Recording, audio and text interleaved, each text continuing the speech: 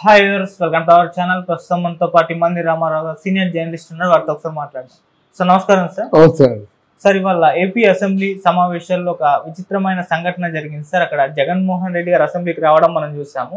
అయితే అక్కడే ఉన్న రఘురామకృష్ణరాజు గారు వెళ్ళి ఆయనతో మాట్లాడడం అది కాస్త అందరికి కూడా షాకింగ్ గా అనిపించేసింది. అసలు ఏం మాట్లాడారు జగన్మోహన్ రెడ్డి గారితో అని చెప్పేసి కొంతమంది రఘురామకృష్ణరాజు గారు జగన్మోహన్ రెడ్డి గారిని టీజ్ చేశారు, ర్యాగింగ్ చేశారు అంటున్నారు. ఇంకొంతమంది ఏమో లేదు సరదా సంభాషణ అంటున్నారు. అసలు ఏం మాట్లాడారు, ఏం జరిగింది సార్ అక్కడ? ఇక్కడ రఘురామకృష్ణరాజు జగన్మోహన్ రెడ్డి గారిని ర్యాగింగ్ చేయడానికి ఇంకేం మిగలలేదు. 5 సంవత్సరాల పాటు ర్యాగింగ్ చేశారన్నమాట. ఆయన అలసిపోయినాడు, జగన్ కూడా అలసిపోయినాడు. కొంతకాలం అసెంబ్లీకి రాలేదు. మళ్ళీ ఏదో ఒక ఒక ఒక ఒక వ్యూహంతోనే ఉన్నాడు జగన్మోహన్ రెడ్డి. అది మాత్రం చెప్పగలను. అసలు అసెంబ్లీకి రాను అనుకున్న వ్యక్తి అసెంబ్లీకి వచ్చాడంటే పెద్ద వ్యూహం ఏముంది? అంటే పెద్ద వ్యూహం అంటే అంతకుముందు ఎలా చర్చించాడు అలా చర్చించే ఆలోచన. వాళ్ళ మనుషులతో వాళ్ళ మనుషులు చంపించేస్తాడు, హత్యలు అంటాడు, వాళ్ళ ప్రాపర్టీస్ని వాళ్ళే ధ్వంసం చేసుకుంటారు, ఈ తెలుగుదేశం పని అంటారు, ఈ జనసేన వాళ్ళు పిల్లల్ని వాళ్ళే అత్యాచారాలు చేస్తారు, ఈ జనసేన పని అంటాడు. ఇవన్నీ మనం దృష్టిలో పెట్టుకోవాలి. ఎవరు పాలకవర్గం ఎవరైతే పరిపాలనలో ఉంటారో వాళ్ళు దృష్టిలో పెట్టుకొని బిహేవ్ చేయాలి. అంటే అప్రమత్తంగా ఉండాలి, కానీ ఆదమర్చి ఉంటే మాత్రం ఎవరి తరం కాదు. ఆయన తాలూకు విధానానికి కుట్రపూరితమైన మోసపూరితమైన అంటే తర్వాత ఏంటంటే ఫ్యాక్షన్ పూరితమైనటువంటి ఆలోచనలకి ఆయన ఒక నిలయం. అందువల్ల ఆ వ్యక్తిని చూసినట్టయితే కొంత మనం రేపు ఏం చేస్తాడు, ఏం చేయబోతాడు, ఈ తాలూకు టార్గెట్ ఎక్కడని ఆలోచించకపోతే వీళ్ళే దెబ్బతింటారు. తెలుగుదేశం పార్టీ వాళ్ళు దెబ్బతింటారు, అలాగే జనసేన పార్టీ వాళ్ళు కూడా. ఇక్కడ రఘురామకృష్ణరాజు ఊరకనే హలో అని పలకరించడు. ఏదో ఉంటుంది అంటే ఏదో ఉంటుందంటే ర్యాగింగ్ చేయాలంటే ఎన్నో రకాలు ర్యాగింగ్ చేయవచ్చు. వాటికి మామూలుగా మైక్ అంటే కెమెరా ముందు మాట్లాడడం, వీడియోలు పెట్టడం అలవాడే కదా. ఈయన ఈరోజు అంటే అసెంబ్లీలోకి ఎలా వచ్చాడు? నల్ల కండువాలు కప్పుకొని వచ్చారు. అంటే నల్ల రిబ్బన్లో అవి కట్టుకోవడం, అట్లాంటి నల్ల బ్యాడ్జీలు పెట్టుకోవడం కాకుండా బాగా దేశం అంతటికి కనిపించాలని కండువాలు కప్పుకొని వచ్చారన్నమాట. వాళ్ళ ఆశ నిరసన తెలియజేయాలంటే పెద్ద కండువాలు ఉండాలన్నమాట. మొత్తానికి వచ్చారు, కూర్చున్నారు. కూర్చున్న తర్వాత ఇక్కడ 2 రకాలుగా అనుకోవచ్చు. ఊరికనే పలకరించడు ఎవరు? రఘురామకృష్ణరాజు. ఏదో ఉంటుంది. ర్యాగింగ్ అయితే ఇది విధానం కాదు. ర్యాగింగ్ అయితే ఆయన కూడా ఒక ఏదో వాళ్ళకి సమాధానంగా ఏదో కండువ కాదు.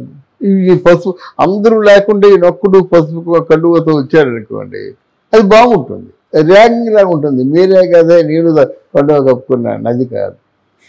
మరి ఏమిటి అని ఆలోచించుకోవాలి. ఆలోచించుకుంటే నాకేముంటుంది? నేను మొదటి నుంచి చెప్తున్నాను, అదృష్టవశాత్తు రఘురామకృష్ణరాజు గారు నాతో మాట్లాడిన సందర్భాలు ఉన్నాయి.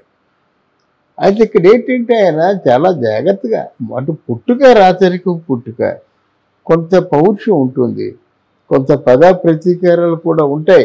ఆ రక్తంలో వచ్చినటువంటి విషయాలు బహుశా మన వీడియో రాజుగారు చూసే ఉంటారు. ఇక్కడ ఏంటంటే రాజుగారిని గౌరవించవలసిన విధానంగా భారతీయ జనతా పార్టీ ప్రవర్తించలేదు.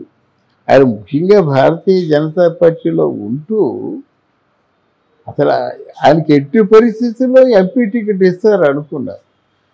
అక్కడ ఎంపీ టికెట్కి అవకాశం లేదనుకునేసరికి కొంచెం డిసప్పాయింట్ అయ్యాడు.